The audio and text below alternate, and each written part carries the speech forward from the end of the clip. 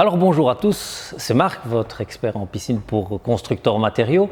Aujourd'hui, je voudrais vous parler à la demande de plusieurs clients de l'entretien de votre piscine. Alors, on va essayer d'avoir un petit sommaire en 4 points qui seront, dans un premier temps, on va parler de la filtration, voir comment elle fonctionne, comment on la dimensionne. Ensuite, on va parler du fonctionnement de la vanne 6 voies, quelles sont les différentes possibilités qu'on peut utiliser sur la vanne 6 voies. Je vais vous parler également de toute la désinfection de la piscine, du pH, du chlore, de l'alcalinité. Et enfin, nous terminerons par la présentation de tous les produits que nous vendons chez Constructor. Voilà, alors la filtration d'une piscine, il faut bien se rendre compte que c'est le cœur de la piscine. C'est la chose la plus importante avant la désinfection, avant de faire quoi que ce soit, il faut s'assurer qu'on a une bonne filtration. C'est un peu pour une voiture, son moteur, pour une piscine, c'est la filtration qui est le moteur de la piscine. Si la filtration va bien, vous allez consommer moins de produits et vous allez avoir une piscine qui sera toujours nickel. Alors la première chose qu'il faut savoir, c'est qu'on doit filtrer l'eau d'une piscine. Le volume complet doit être filtré en 4 heures. Donc on effectue un calcul du volume d'eau, prenons celle-ci qui fait 8 par 4.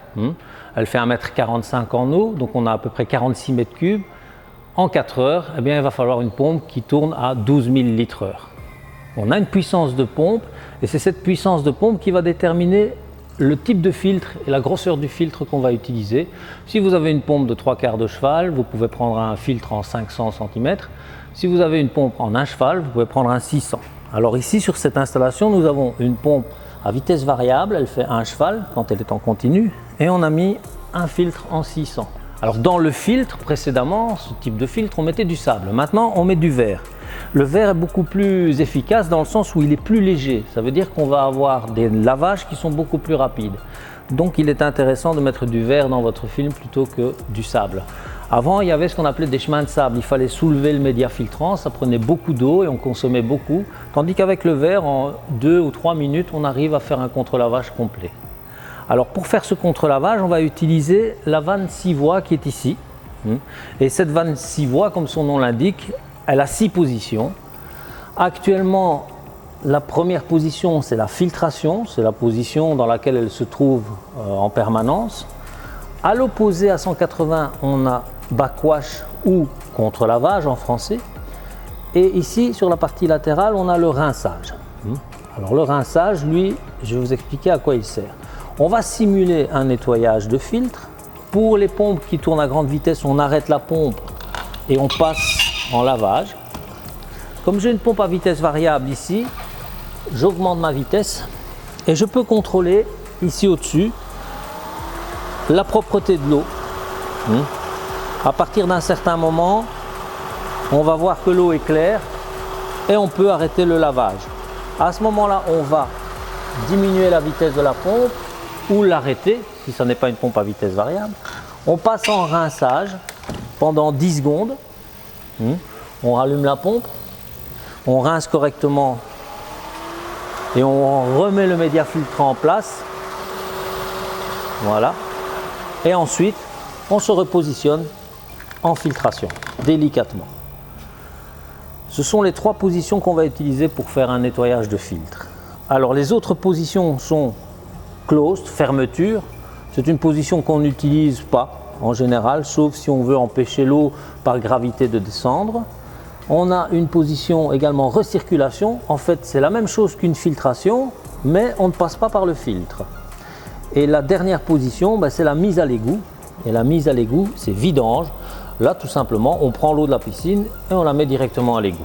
Donc, comme on l'a vu, la chose principale, c'est cette filtration. Parce que si on filtre correctement sa piscine, on va avoir une eau qui est claire, qui est saine, et donc on va utiliser beaucoup moins de produits, comme je l'avais dit précédemment. Alors ensuite, maintenant, nous allons passer à la chimie de l'eau. Et dans un premier temps, je vais vous expliquer ce qu'est le pH. C'est la première chose qu'on va analyser quand on utilise une piscine, c'est de savoir où se situe le pH. Alors le pH, qu'est-ce que c'est? La définition barbare chimique, c'est le logarithme négatif de la concentration en ion hydrogène dans l'eau. Je vous passe les détails. Ce qu'il faut retenir, c'est une échelle de 0 à 14, 7 étant le pH neutre. Quand on est au-dessus de 7, on est dans un milieu alcalin, et quand on est en dessous de 7, on est dans un milieu acide. Le corps humain a un pH très légèrement alcalin, il est à 7,2, 7,4. Et c'est pour ça qu'on va essayer de maintenir sa piscine à ce taux de pH là, 7,2 pour le confort de la baignade. Alors si on est trop haut, on a le chlore qui agit moins. Si on est trop bas, ça peut être gênant au niveau du confort de la baignade, l'eau peut devenir désagréable. Donc on va essayer de fixer ce pH et il y a différents systèmes qui le permettent. La première chose, on va utiliser des petites tigettes pour déjà contrôler à quel niveau de pH on se situe dans la piscine. Dans ce petit pot, on sort une tigette, il y a 4 éléments qui sont dessus et le premier élément, il est ici, c'est le pH. On va le tester, on trempe la tigette dans l'eau, on a une réaction instantanée et là on peut constater au niveau de la couleur qu'on est correct, c'est-à-dire qu'on est à peu près à 7,2 en pH, donc on a un pH qui est bien régulé. Le deuxième point, c'est la chlorine, donc c'est la teneur en chlore libre. On voit que la teneur en chlore est à 3, donc on est dans la bonne zone. La troisième information, c'est l'alcalinité. En fait, c'est le pouvoir tampon de l'eau. Et là, on voit de nouveau en ppm qu'on est correct. Et le dernier point, c'est le stabilisant. Et ça, je vous expliquerai par après ce que c'est. Alors, revenons au pH. Il y a plusieurs manières d'agir sur le pH. La manière la plus simple est d'utiliser des produits pH+, ou pH-. Sur la tigette, on est trop haut, on va rajouter du pH-. On est trop bas, on va rajouter du pH+. Sur les différents pots, et nous verrons ces différents pots de produits par après, les modes d'emploi et les quantités sont indiqués sur disons, les étiquettes qui s'y trouvent. La deuxième chose qui peut réguler un pH, c'est un système automatique comme celui-ci. Alors lui prend une information via une sonde dans le circuit d'eau, envoie cette information à un appareil qui va commander une petite pompe qui va injecter de l'acide dans le circuit, ici, et qui va régler automatiquement le pH. Donc il existe des systèmes, soit par des tableaux de régulation, soit des tableaux de commande comme celui-ci. Donc ce qu'il faut savoir, c'est essayer d'avoir un pH à 7,2 et le maintenir, c'est très très important. Après la filtration, le pH, on va passer à la désinfection de l'eau. Et la désinfection de l'eau, en réalité, si on regarde bien, c'est la deuxième partie sur la languette. Et là, c'est la teneur en chlore. Alors cette teneur en chlore, elle est exprimée en parts par million ou en millivolts sur les systèmes automatiques. Si on n'a pas de système automatique au niveau du chlore, on peut chlorer avec des galets. Et là, on met des galets dans le panier du skimmer, à cet endroit-ci. On ouvre et on vient placer dans le panier qui se trouve ici derrière des galets de chlore. Ou alors on peut faire ce qu'on appelle un chlore choc. Et le chlore choc, ce sont des granulés. On peut les dissoudre dans un seau d'eau et venir les mettre également en partie, la partie liquide dans le bassin et la partie qui reste solide dans le panier du skimmer. Alors à ce moment-là, on va régler sa chloration manuellement. Et donc on reprend la tigette et on vérifie si on se situe dans la bonne zone par rapport à la tigette. Deuxième possibilité, c'est d'avoir un système automatique qu'on appelle un tableau de régulation.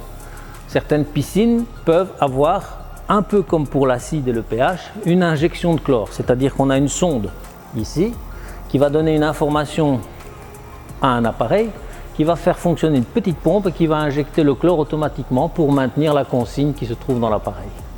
Et la dernière chose, c'est ce qu'on appelle l'électrolyse au sel. Cette piscine est équipée d'un électrolyseur. Alors qu'est-ce qu'on fait? On met du sel NaCl dans l'eau et cette cellule, qui est l'électrolyseur, va transformer le sel en chlore. Elle va éclater la molécule en deux. Le sodium va aller se combiner avec le restant des éléments qui sont dans l'eau et on fabrique du chlore libre. Alors de nouveau, au lieu de commander une pompe, la sonde ici va envoyer l'information à l'appareil qui est là et va faire fonctionner l'électrolyse et fabriquer du chlore à la demande en fonction de la consigne. Et donc on a un système complet ici qui est automatique. Si on regarde bien les valeurs qui sont actuellement affichées, on a 7,2 en pH, donc les injections d'acide ont bien été. Et on a 730 millivolts en teneur, enfin je veux dire en teneur en chlore, parce que la valeur calculée en chlore se fait en millivolts. Voilà, ça c'est pour la chloration. Ensuite, troisième point, c'est ce qu'on appelle l'alcalinité de l'eau. L'alcalinité de l'eau, c'est quoi? Bien, c'est le pouvoir tampon de l'eau, c'est la teneur en carbonate et bicarbonate de calcium dans l'eau. On doit se situer entre 80 et 120 ppm. À partir du moment où cette alcalinité est trop basse, on peut rajouter de l'alca+, donc un peu comme du pH+. Et si elle est trop haute, à ce moment-là, on peut faire un apport de pH- et on va descendre l'alcalinité naturellement de l'eau.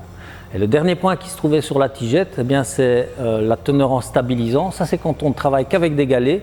Si on travaille pendant quelques années avec les galets, il y a ce stabilisant qui va être résiduel dans la piscine. Et pour que ça ne monte pas trop haut par rapport au résultat, on vide une partie du bassin, à peu près un tiers ou un tiers de la piscine, et on remet de l'eau fraîche et comme ça, on résout le problème. Alors la plupart de ces appareils sont préprogrammés avec des valeurs initiales qui sont enregistrées. Et moi, ce que je vous conseille, c'est de garder l'appareil dans les programmations initiales, c'est beaucoup plus simple. Prenons celui-ci. Celui-ci, si on veut revenir aux paramètres de départ, on appuie pendant quelques secondes sur Cal. À ce moment-là, on a la programmation du fonctionnement. En appuyant sur plus ou moins, on va arriver à restauration des paramètres et on réappuie sur Cal. La restauration est en cours et à partir de ce moment-là, l'appareil est sur les bonnes valeurs et vous n'avez rien d'autre à faire. Alors une dernière chose, si vous voulez nettoyer votre cellule ici, il y a plusieurs possibilités, mais vous pouvez inverser les deux phases à l'arrière de temps en temps, ce qui va faire passer le courant dans les plaquettes. En inversant la polarisation, on parvient à nettoyer en partie la cellule. Et la deuxième chose, une fois par an, on va dévisser la partie qui est là, sortir la cellule et la mettre dans un produit de nettoyage et puis on repositionne la cellule. Alors dernière chose, le travail manuel bien entendu. Il va falloir quand même brosser sa piscine une fois par semaine. On vend des manches spécifiques qui sont télescopiques, donc qui permettent d'aller travailler jusqu'au bout de la piscine. Ils sont équipés d'une prise pour les différents outils qu'on peut placer dessus. Et l'outil principal, c'est la brosse. Alors cette brosse, elle va permettre un nettoyage mécanique de la piscine. Et c'est très important une fois par semaine d'aller brosser correctement les parois de manière à ce que tout ce qui puisse s'y accrocher s'en aille. Comme ça, tout ce qui est algues, etc. ne viendra pas s'accrocher sur le calcaire. Une brosse comme ceci, c'est vraiment impeccable. On enlève un outil, on peut en placer un autre ici. Deuxième outil, voilà, tout simplement l'épuisette qui va permettre d'écumer, de ramasser en surface de l'eau toutes les feuilles ou autres éléments qui sont là. Et ça, c'est un outil aussi très important. Et le troisième, c'est un autre outil qui est un outil de nettoyage. On vient le placer au bout et en réalité, c'est ce qu'on appelle un petit aspirateur. Et il suffit de le brancher sur la prise balai avec un tuyau et on parvient à ce moment-là à nettoyer manuellement tout le fond de sa piscine et les parois également. Alors bien sûr, le plus simple, c'est d'acheter un robot qui est complètement indépendant de la piscine, qui est autonome, qui lui ne va pas brosser, donc le coup de brosse est toujours indispensable, mais le robot, lui, va faire le travail d'entretien de la piscine, c'est du confort, et on le met dans l'eau, et je vous ferai un tuto sur tous les types de robots que nous vendons. Il fait son travail tout seul, le fond, la ligne d'eau, et comme ça, vous avez votre piscine qui est propre en permanence, sans aller salir le filtre. Alors nous avons vu la filtration, maintenant nous allons voir tout le système hydraulique par où passe l'eau dans une piscine. L'eau est aspirée par la pompe au travers de 3 éléments qui sont ici. Alors ces 3 éléments sont les skimmers. Les skimmers, ces 3 éléments sont les skimmers. Ici forcément, comme nous avons un volet, ils sont sous le volet et ce sont ces grandes meurtrières qui sont là et qui permettent d'aspirer l'eau par le dessus. Donc le skimmer, c'est cette grande meurtrière, l'eau rentre ici et à l'intérieur de celui-ci on a un écumoire. L'écumoire, c'est ce petit volet et il a pour fonction d'écumer la surface de l'eau. Donc avec le skimmer, on va enlever juste l'eau de surface de la piscine afin de récolter un maximum d'éléments qui sont tombés sur l'eau mais qui n'ont pas coulé tout de suite. C'est à peu près 90% des saletés qui se retrouvent à ce moment-là dans le panier du skimmer. C'est également dans ce panier de skimmer qui est ici et que l'on nettoie régulièrement que l'on va mettre les galets à fondre ou que l'on va mettre le chlore-choc qui n'a pas bien fondu dans le petit seau. Alors, beaucoup de gens disent on n'a pas besoin de bombe de fond. En fait, sa fonction première n'est pas de vider la piscine.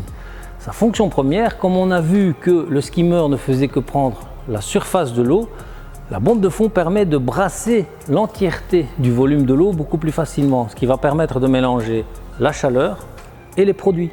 C'est ça qui est important dans la bombe de fond. La troisième vanne, c'est la prise balai.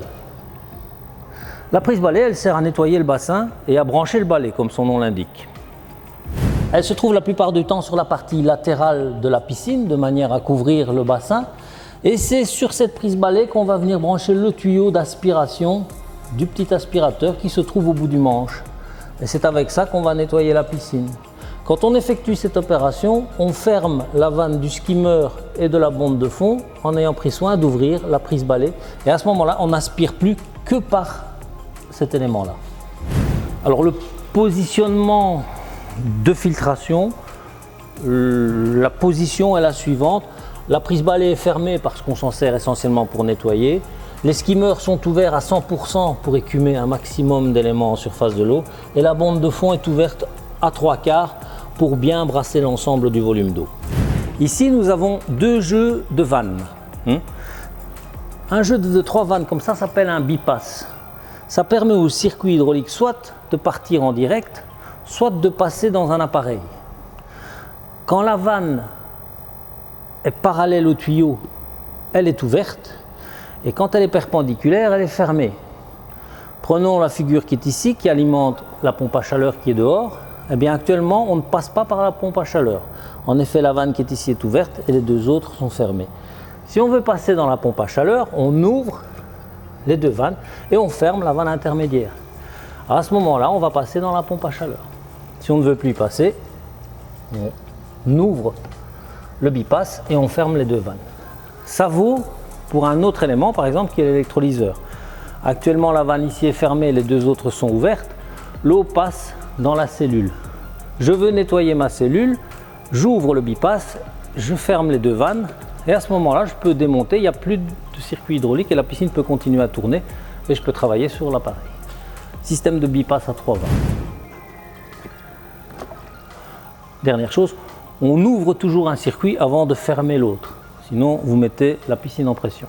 Et maintenant, nous en arrivons à tous les produits de traitement qui sont vendus d'ailleurs par Constructor, que vous allez trouver au magasin dans le rayon produits piscine.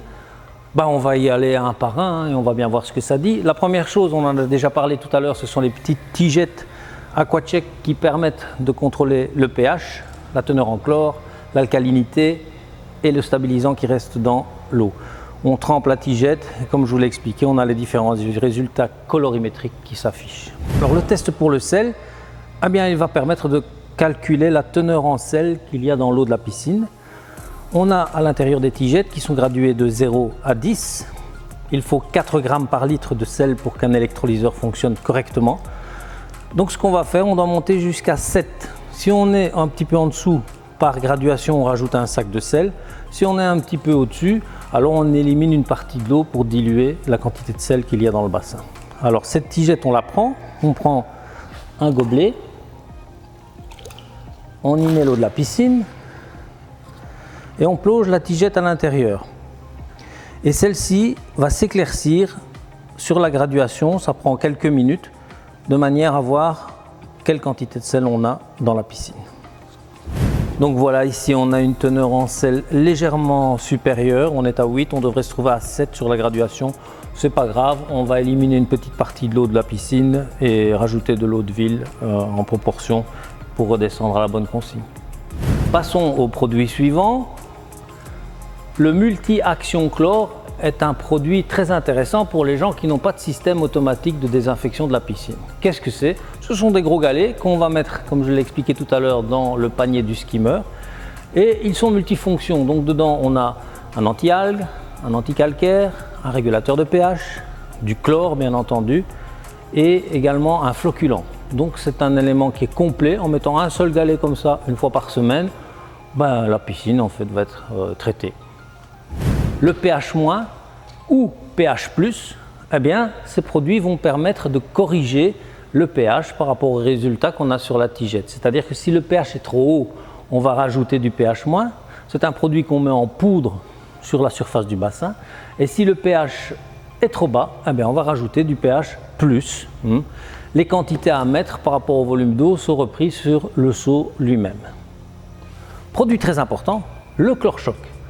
Alors le chlore-choc, contrairement au chlore en galets, et le chlore en galets vous l'avez également soit pour les spas, en petites pastilles, c'est la même chose, chlore en galets, soit vous l'avez en 1 kg ou en 5 kg, juste du chlore. Ces chlores en galets sont des chlores qui sont stabilisés, donc ils sont rémanents, ils fondent petit à petit et permettent une désinfection dans la durée. Alors que le chlore-choc, comme son nom l'indique, il va faire un choc. Ça veut dire que ce produit est utilisé quand on a une eau qui verdit un petit peu, ou alors pour agir sur l'alcalinité de l'eau, ou encore si elle verdit, ou il y a quelques algues, etc. On peut faire un chlore-choc, donc on va monter le niveau de chlore-choc dans la piscine, et ça va permettre d'enlever les algues ou bien disons le verdissement qu'on pourrait avoir dans la piscine.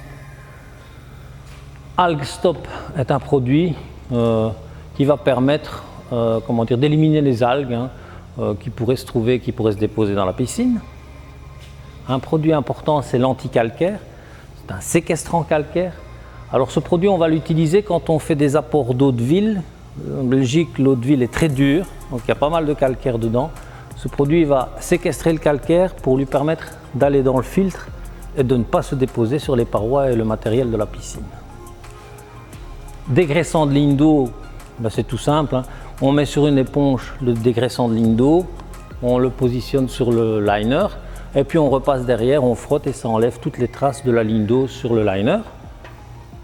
Le flocculant en cartouche, c'est intéressant. Si on a une eau qui est un peu trouble, à ce moment-là, on va mettre un petit sachet dans le skimmer et ce petit sachet va fondre également petit à petit et ça va clarifier l'eau en fait. Ça va rassembler les petites particules qui seront mieux récupérées par le filtre et l'eau deviendra transparente.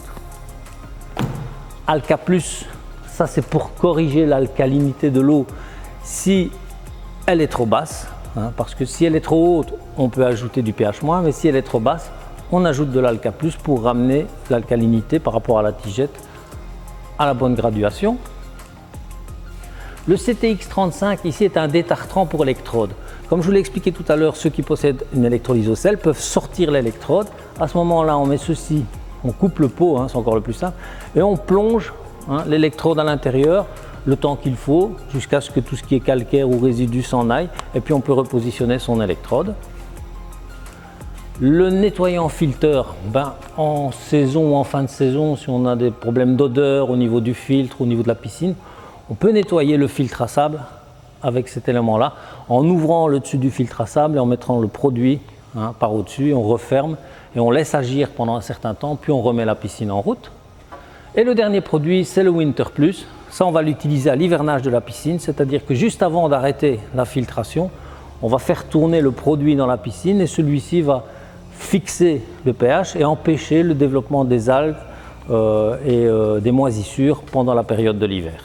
Voilà, j'espère que toutes ces informations vous ont été utiles et n'hésitez pas à venir chez Constructor chercher vos produits parce qu'avec vos produits, vous aurez tous les conseils nécessaires pour pouvoir les utiliser. Voilà, je vous souhaite une bonne journée et à bientôt.